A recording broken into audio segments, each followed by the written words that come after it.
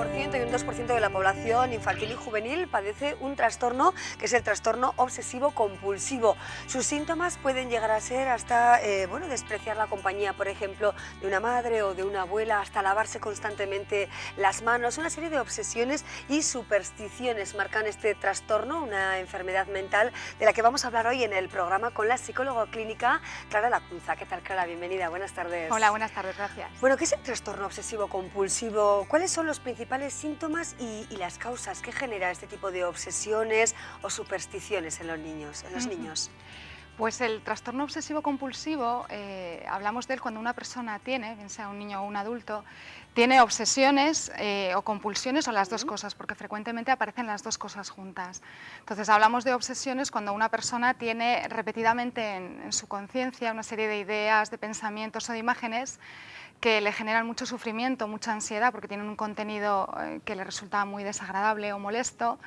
Y hablamos de compulsiones cuando la persona, para evitar estas obsesiones, realiza una serie de conductas, que es quizá la parte que vemos desde fuera, que son comportamientos que repite continuamente o comportamientos que llaman la atención, como comentabas, ¿no? Lo de lavarse las manos, pero bueno, que ese sería uno de las compulsiones que podemos ver, que se hacen según unas reglas muy estrictas.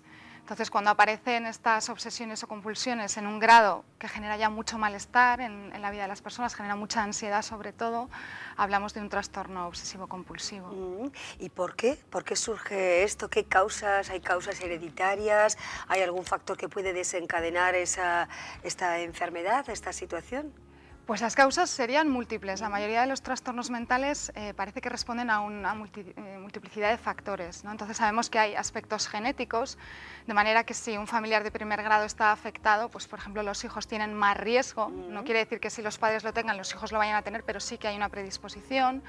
Parece que tiene que ver con alteraciones a nivel cerebral, de estructura cerebral o de ciertos neurotransmisores, y también con aspectos psicológicos en la forma de funcionar y cómo la forma en la que la persona enfrenta cuando tiene obsesiones, cómo las interpreta y cómo responde a ellos, pues hace que se pueda aparecer el trastorno, que se pueda cronificar la forma de funcionar. ¿Y cómo se trabaja, ¿no? ¿Cómo se puede paliar al menos los síntomas de esta enfermedad, de esta dolencia? ¿Hay un tratamiento farmacológico? ¿Hay terapias? ¿Cómo se puede, pues de alguna manera aminorar todos esos efectos? Pues la manera de trabajar normalmente depende un poco del grado de deterioro que tenga la persona, porque en casos en los que el deterioro es muy importante se suele recurrir a una combinación entre lo que es la farmacoterapia y la psicoterapia. En casos quizá menos graves se recurre a una primera línea de tratamiento optando por la psicoterapia. Depende un poco también de las características del paciente, las preferencias que tenga. En algunos casos hay pacientes que directamente no quieren la medicación o al revés, no quieren hacer terapia. Entonces es un poco variable, pero normalmente se opta por una combinación de los dos factores, los fármacos y la psicoterapia. Claro. ¿Y puede desaparecer con un tiempo de tratamiento o tendrán las personas que están en esta situación tendrán que convivir de alguna manera con ella durante bastante tiempo? Pues en principio, por desgracia, es una enfermedad que tiene un curso que tiende a la cronicidad, es decir, que en principio va a durar toda la vida. Lo que ocurre es que con el tratamiento adecuado esas personas pueden hacer una vida, pues si no es prácticamente normal, pues alcanzando, ¿no?, la normalidad. Entonces pueden llevar una vida muy satisfactoria, eso sí, siempre que se pongan en buenas manos. Claro. ¿Y cómo pueden vivir, ¿no?, o convivir en sociedad? Porque sin duda este tipo de comportamiento, de personalidad, tiene que marcar también la relación con los demás. Pues difícil, ¿no? Depende eso de la gravedad del trastorno, pero en algunos casos provoca muchísimo sufrimiento, no solo a la persona que lo tiene, sino también a la gente que está alrededor, porque no se entiende. Cuando tú ves que un familiar tuyo a lo mejor se lava las manos 40 veces al día, piensas que es un maniático o que, ¿no?, que es alguien raro, y hay gente que se pueden sentir rechazados, dados de lado, porque no se termina de entender por qué alguien eso se lava las manos 40 veces o por qué apaga luces y las enciende 100 veces o por qué cuenta en su cabeza números sin sentido. O incluso no quiere pasar al lado de una persona o, como decía al principio, pues un ser querido en principio inicialmente, ¿no?, como puede ser una abuela o una madre, de repente tienes un rechazo, ¿no?, hacia esa persona.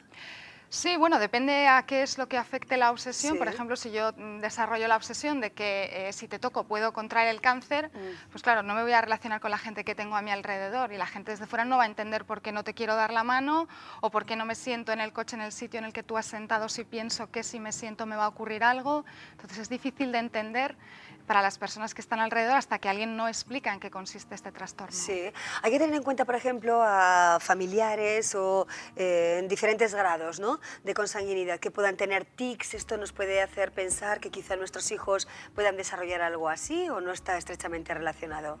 Parece que hay una relación entre los tics y los trastornos obsesivos, todavía no está claro todos los mecanismos, ¿no?, que explican la conjunción, pero en principio el tener tics en la infancia no tiene por qué suponer que posteriormente se vaya a desarrollar un trastorno obsesivo compulsivo. Son trastornos distintos que no tienen por qué ir asociados. Hablábamos, Clara, de la vinculación, por ejemplo, con el entorno social, pero ¿y a nivel educativo tienen problemas estos niños? Pues si en el colegio no se sabe cuál es el trastorno que está sufriendo el chaval, no se sabe cómo ayudarlo y está teniendo obsesiones en clase o está teniendo compulsiones, casi seguro que eso va a afectar al rendimiento escolar, a la relación con otros compañeros. Entonces, evidentemente, es algo que afecta a todas las áreas de la vida de la persona, no solo es el ambiente familiar, sino también escolar, amigos, etcétera. Claro, los padres supongo que sufren mucho, ¿no? ¿Cómo afrontar también en la familia esta situación?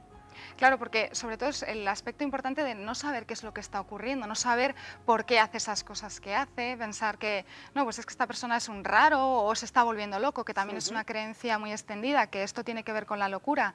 Entonces el miedo que genera pensar que se está volviendo loco, el no saber qué hacer para ayudarle, porque a veces uno piensa que haciendo determinadas cosas ayuda, es justo lo contrario. Entonces el no saber cómo actuar supone mucho sufrimiento para todas las personas que rodean a la persona. ¿Y qué que líneas de padece. investigación están abiertas en relación con esta enfermedad que no se conoce con detalle?